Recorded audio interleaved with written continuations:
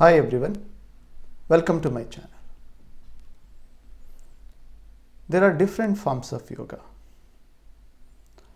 Karma yoga, Jnana yoga, Bhakti yoga, Kriya yoga. The one who is looking to take any one of these paths, and when they look at the ancient sages in India, there is always some sort of confusion as to which path is the better. Should I take the path of Karma Yogi, the one who does all the household duties, or Jnana Yogi, like a Sannyasis, who renounce everything in the world and start on their path towards enlightenment, spiritual attainment?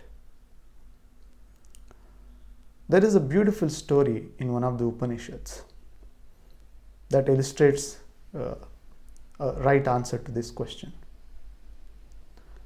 A long time ago, there lived a king. He used to ask a question to anyone who come across in the country: who is the greatest? Either a sannyasi who renounces the world or a householder. Among these two, who is the greatest and which path is the greatest? So there are a lot of wise men who come and try to debate on this point and try to prove it. So a group of sannyasis would come and they would debate and try to prove that being sannyasi is better than being a household. When they couldn't prove a point, the king would ask them to become householders. Similarly, when a household person couldn't prove that being a household is greater than being a sannyasi, he would ask them to renounce the world and become a sannyasi. This was going on for a while. Then one day, a young sannyasi came to the city, and he was brought in front of the king in the court.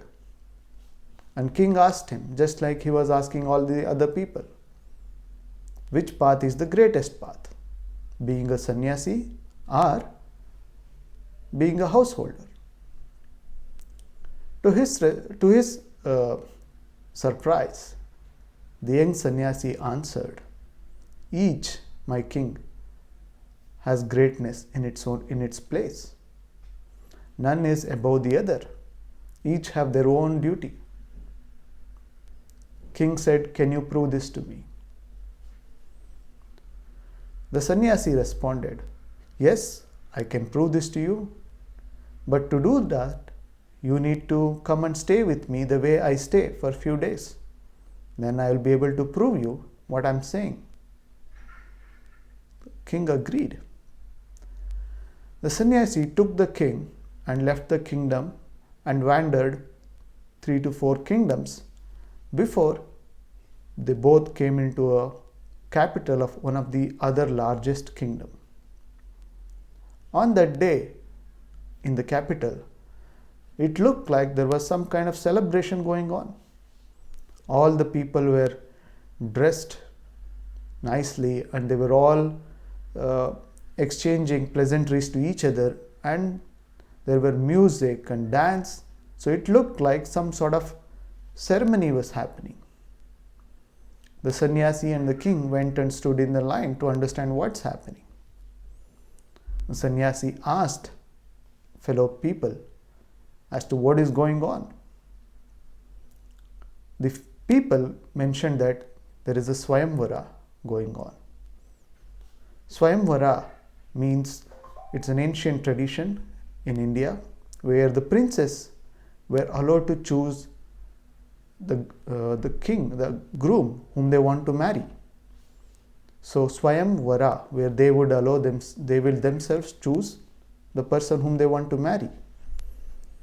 They usually had different requirements, like they would look for the cleverest man, they would look for richest man or the most handsome man. So all the neighboring princes where all the neighboring princes would receive an invitation and they would come there to be presented in front of a princess. In this kingdom, the princess is one of the most beautiful women in the whole world.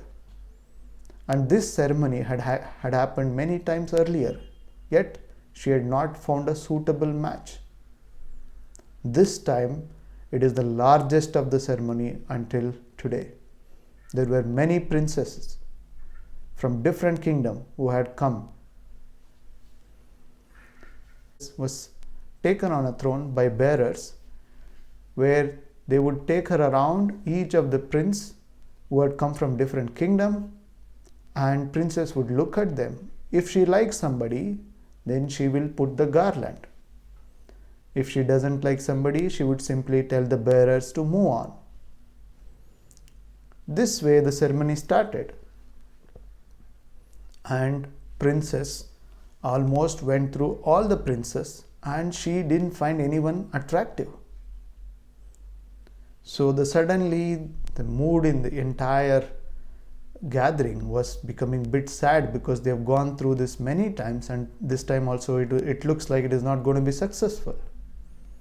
At that time, a young sannyasi came and stood in the line of people. He was just watching what is going on. And the princess' throne was taken near to him. As it was passing through, the princess looked at the sannyasi. He was looking like a sun with such bright radiance, and he was such a handsome man. Princess fell for him. She threw his garland over his neck. The sannyasi was shocked. He said, "What is this nonsense? I'm a sannyasi," and he threw the garland back. Looking at this, the king, the father of the princess, thought this sannyasi must be thinking that he is very poor and he'll not be able to marry and take care of my daughter. So he came to the sannyasi and he said, "I will give you half of my kingdom along with my daughter. After I pass away, then after my death, the entire kingdom is yours." And he again put the garland on the sannyasi. Sannyasi threw the garland away again and he said, "I'm a sannyasi, I am not going to marry." And he started walking away from that place quickly. The princess was so smitten by this man. She said, "Either I will marry him or I will not marry anyone else." So she followed him. Our sannyasi and the king, as soon as they saw this, the sannyasi said, "Let's follow them, but at a certain distance." So the princess and the sannyasi were moving ahead, and the sannyasi and the king, they were following them. After they crossed the country, the young sannyasi entered the forest. He knew very well how to go around the forest, so within minutes he disappeared into forest. Princess started looking for him. She couldn't find him. She searched, and when she couldn't find, she started weeping. At that time, the sannyasi and the king, they came to her and they said, "Do not cry. We will take you back to your father. But it's already late in the evening, so we will spend the night here. In the morning, we will take you back to your father." So all the three sat under a big tree. On top of this tree lived a bird, a little bird with his wife and 3 children. The bird said to his wife, "My dear, what shall we do? We have guests in the house and it is winter, but there is no fire." So the bird flew and found some firewood and threw it before the guests. The guests used some of the fuel that they had and created a blazing fire. Then the bird told his wife, "It's already night and they look hungry, but we have nothing to feed them. As a householder, it is my duty to take care of them, but I don't have any food to give them. So I will give my body itself as a food to them." By saying this, the bird flew directly into the fire and burnt up its body. The guests tried to stop it, but it was so fast they couldn't stop it.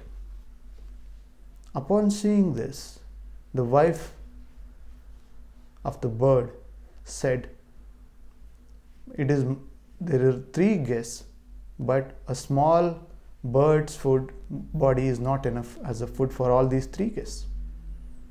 As a wife to my husband, it is my duty to make sure his efforts didn't go in vain. So I will give up my body so that they can eat and have their hunger satisfied. So the wife bird also jumped into the fire and gave up its body. Seeing this, the 3 little children, and still looking at the 3 guests, they thought the food what is offered to the guests are not enough. And we have to make sure we have to fulfill our parents' vows. It is our duty to ensure our parents' duties didn't go in vain. So all the 3 birds jumped into fire and gave up their body. Of course, seeing this, the guests were in no mood to eat the food. They spent the whole night being hungry, just wondering to what they had witnessed right in front of their eyes. In the morning, the sannyasi and the king found a way and took the princess back to the town and asked her to go to her father. After she left, the sannyasi told king, "As you can see, both, whether the householder or a sannyasi, both are great in their place. If you have to live like a householder, if you want to live in the world, you should be living like the birds, where you will sacrifice anything for the benefit of others. If you want to live like a sannyasi, you should be like the young sannyasi. For him, the kingdom, money, and beautiful women doesn't matter. He has renounced everything. So both are great in their own places. If you want to be a householder, you should be ready to sacrifice everything for others' benefit. If you want to be a sannyasi, you should be ready to renounce everything in the path of attaining the enlightenment." With this, the king was satisfied with the answer. He wished all the best to the sannyasi and went back to his kingdom. Namaskaram. If you like this kind of videos, please do like and subscribe to my channel. Thank you.